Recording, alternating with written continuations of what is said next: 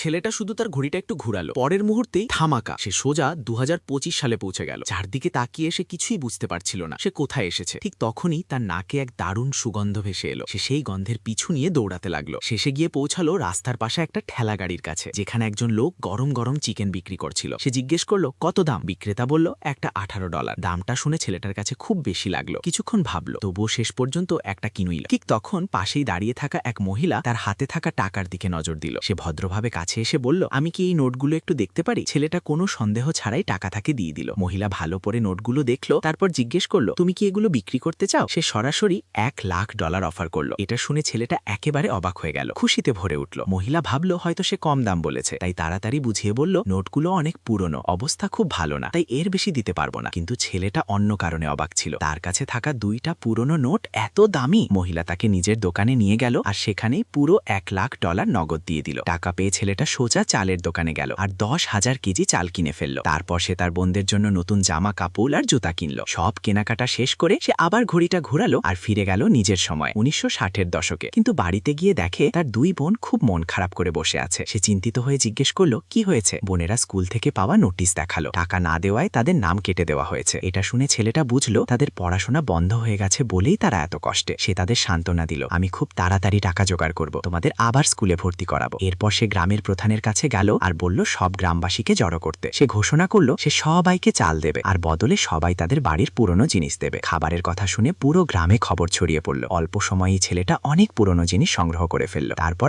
আবার ঘড়িটা ঘুরিয়ে সে ফিরে গেল 2025 সালে। সোজা সেই মহিলার দোকানে গিয়ে সব জিনিস তার সামনে রাখলো দাম জানার জন্য। মহিলা জিনিসগুলো দেখে অবাক হয়ে গেল, চোখ বড় বড় করে বলল, এইসব জিনিস খুবই বিরল, এগুলো আসলে অমূল্য ধন।